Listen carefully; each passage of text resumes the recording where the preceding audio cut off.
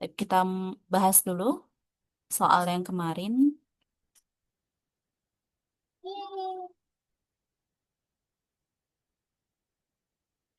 Baik,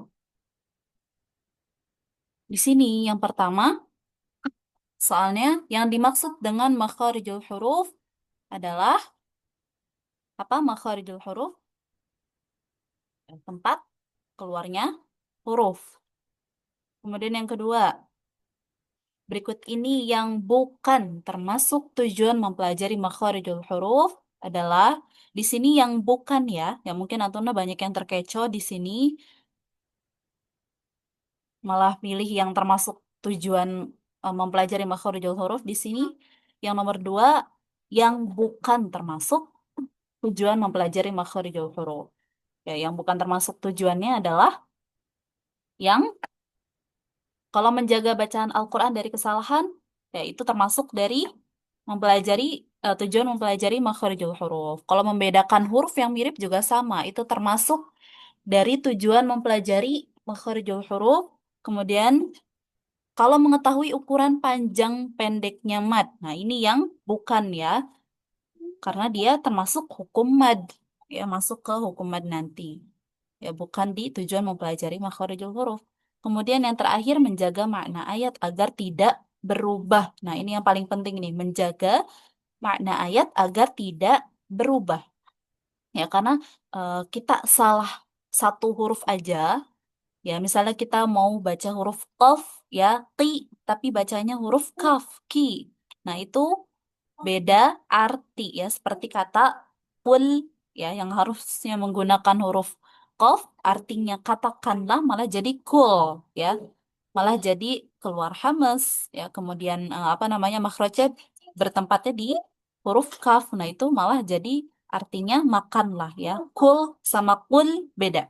Ya, kul menggunakan huruf qaf artinya katakanlah, kalau kul menggunakan huruf kaf artinya makanlah. Nah, itu hanya satu huruf berbeda saja sudah beda arti. Nah, makanya dari sini salah satu tujuan mempelajari makharijul huruf adalah menjaga makna ayat agar tidak berubah. Kemudian yang ketiga, huruf-huruf mad keluar dari makhraj al-jawuf ya. Huruf mad itu keluarnya dari makhraj al-jawuf ya. Karena al-jawuf itu huruf-hurufnya ada fathah, huruf setelahnya alif, dhammah, huruf setelahnya waw sukun, kasroh, huruf setelahnya ya sukun ya. Huruf-huruf mad. Jadi al-jawuf itu huruf-hurufnya adalah huruf-huruf mad. Kemudian yang keempat, menurut istilah al-jawuf adalah rongga mulut dan rongga tenggorokan. Baik. Kemudian yang kelima, berikut ini yang termasuk pembagian makharijul huruf adalah yang makharijul huruf isinya ada al-jawf, al-halq, al-lisan, al-syafatan, al-khayshum. Kemarin kita sudah pernah membahas al-jawf, kemudian sudah selesai juga membahas al-halq, dan hari ini kita akan membahas al-lisan. Al-lisan ini hurufnya yang paling banyak. Ya, jadi mungkin nanti akan apa namanya lebih lama lagi pembahasannya untuk alisan. Kemudian yang keenam, salah satu bagian dari makharijul huruf al-halq. Ya, al-halq itu terbagi menjadi tiga bagian.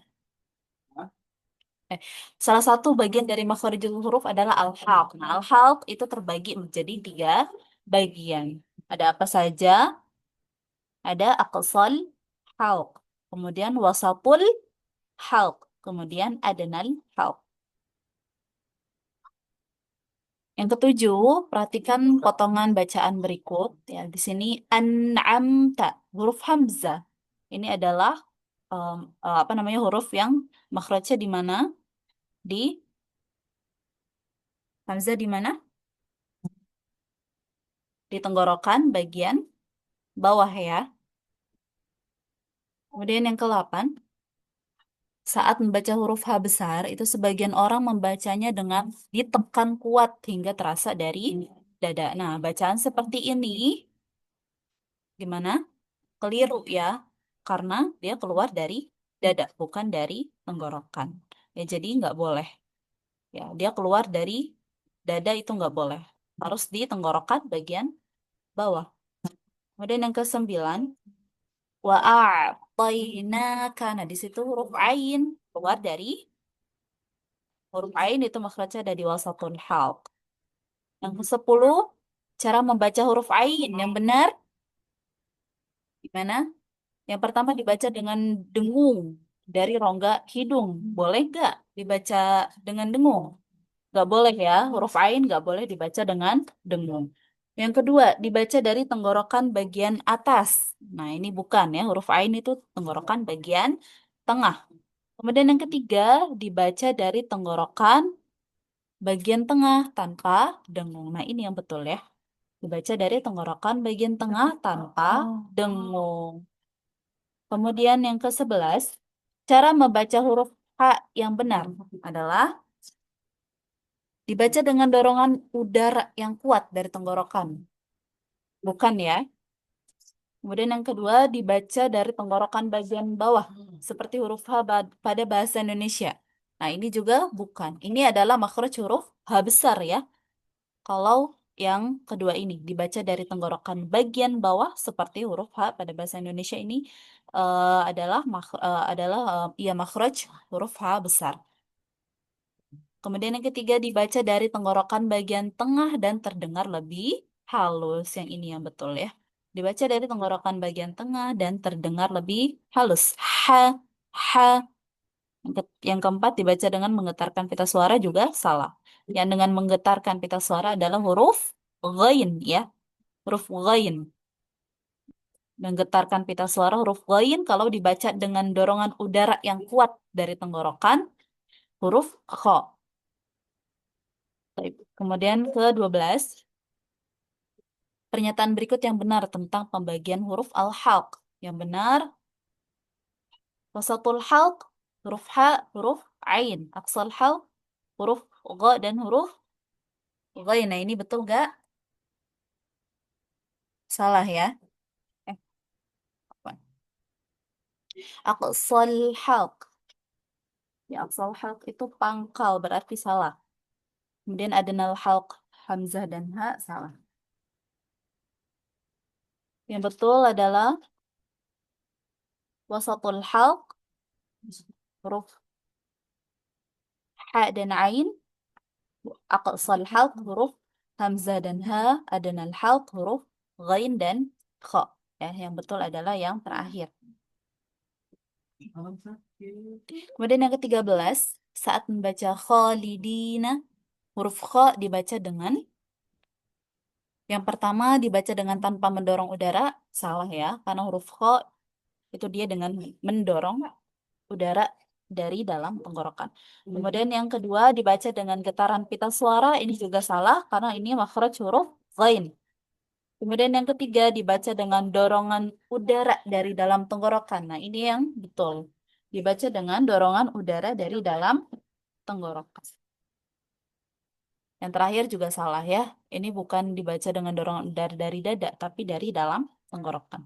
Kemudian yang ke-14, cara membaca huruf-huruf adnal halq.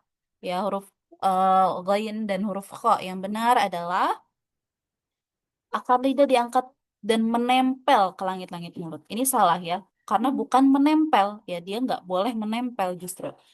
Yang kedua, akar lidah diangkat dan hampir menyentuh langit-langit mulut yang lunak.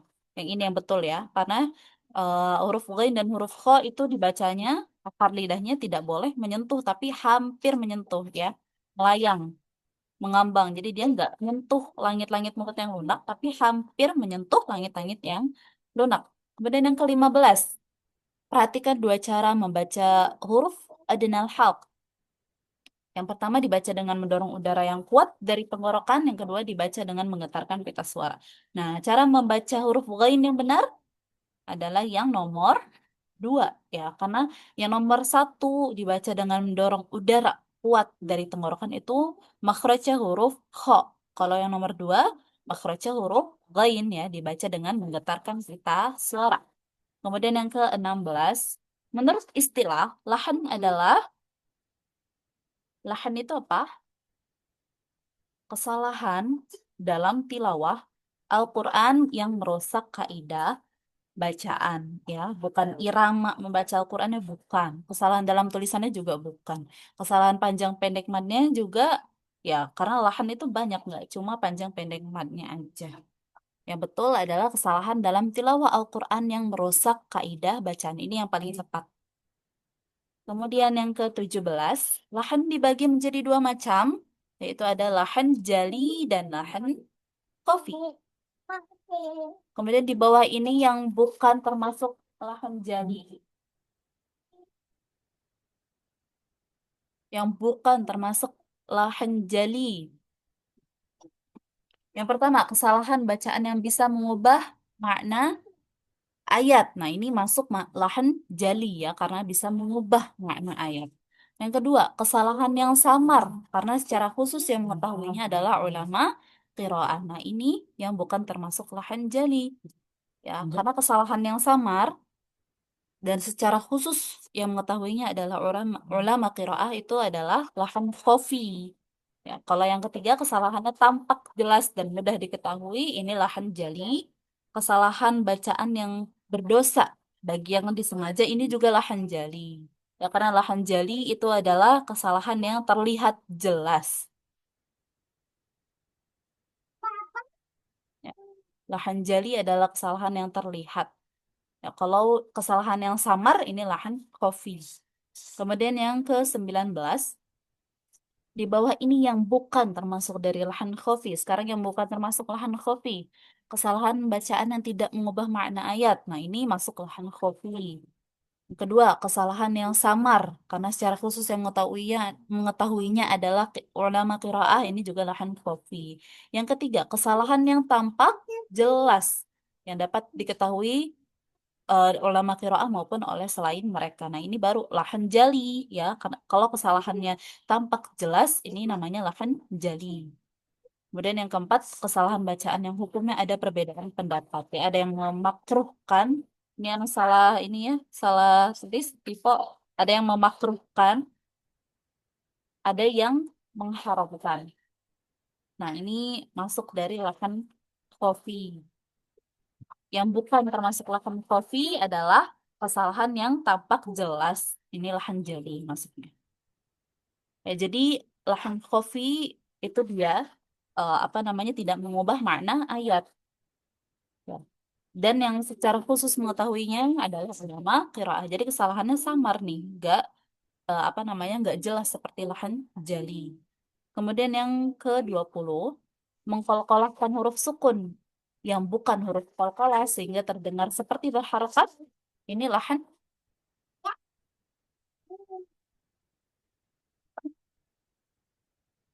mengkolkolahkan huruf yang sukun yang bukan huruf qalqalah.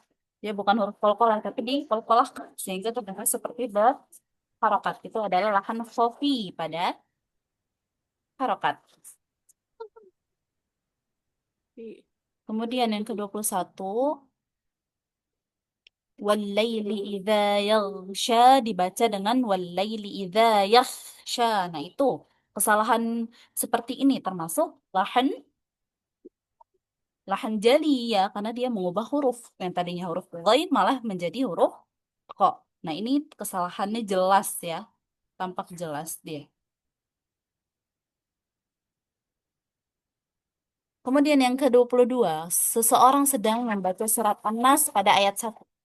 Qul a'udzu birabbin nas dibaca dengan Qul a'udzu birabbin nas ya, dengan huruf dzalnya dibaca panjang. Nah, di manakah letak kesalahan pada bacaan di atas? Ya, letak kesalahannya ada di kata a'udzu ya, yang apa namanya huruf dzalnya dibaca menjadi panjang karena isba'un harakah, karena apa namanya berlebih-lebihan dalam membaca harokat sehingga terjadi tawallud ya, atau muncul huruf baru yaitu huruf waw. Nah, ini adalah lahan, ada yang tahu?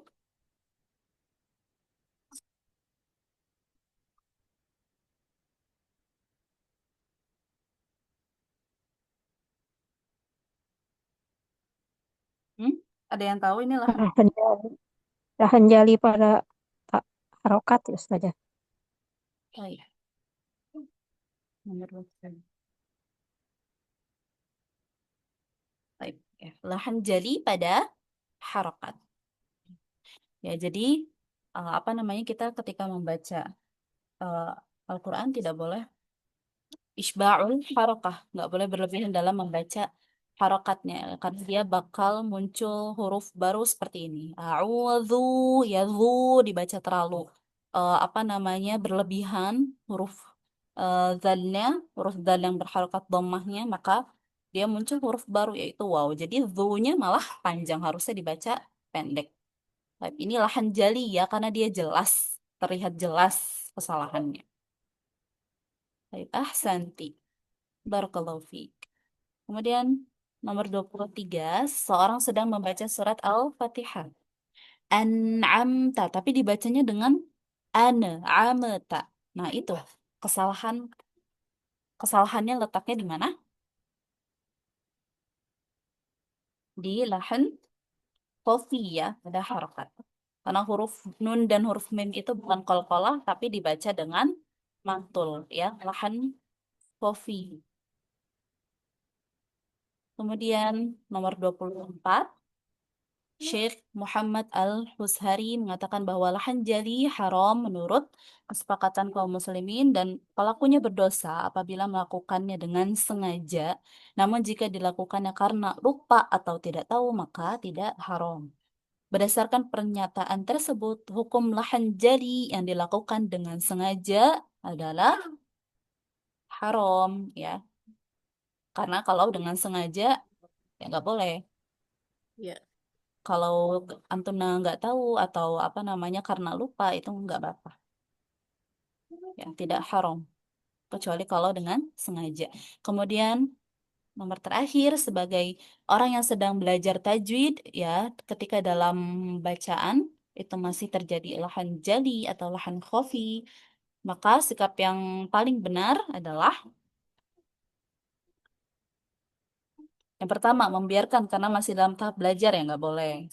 Menghindari membaca Al-Quran agar tidak salah ya, jangan sampai menghindari juga.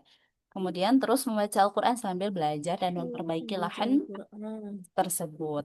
Ada. Ya, jangan menganggap semua kesalahan sebagai dosa besar juga. Yang betul adalah terus membaca Al-Quran sambil belajar dan memperbaiki bacaan tersebut. Baik, sekarang kita lanjut membahas materi eh, makharijul huruf yang ketiga ya, al-lisan. Karena kemarin kita sudah bahas al-jauh, sudah bahas al-halq. Sekarang kita masuk ke yang ketiga yaitu al-lisan.